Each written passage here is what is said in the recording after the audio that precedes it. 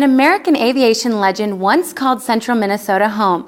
Before Charles Lindbergh flew across the Atlantic, he was a Little Falls resident, and the city has displayed his possessions at a historical site. Our Cameron Kramer looks at the life of Charles Lindbergh in this week's Northwoods Adventure.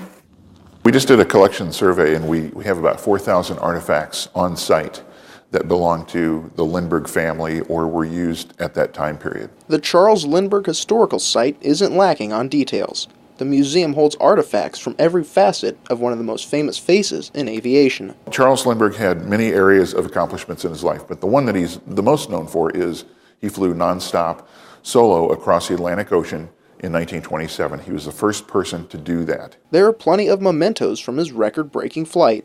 Although fame brought an abundance of endorsements, it wasn't exactly welcomed by Lindbergh. That catapulted him to international fame and stardom, all the things that he really didn't want. He was a very shy person, and he just didn't go courting any of that worldwide attention.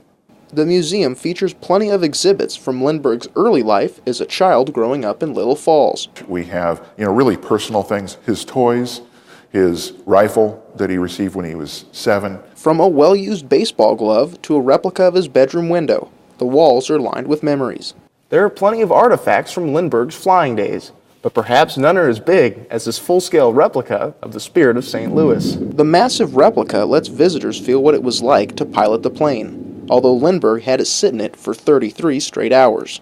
There's also an exhibit designed to make guests aware of the choices Lindbergh had to make when crossing the Atlantic. When you come out here, you see history where it happened, and you see the artifacts used when the family was here.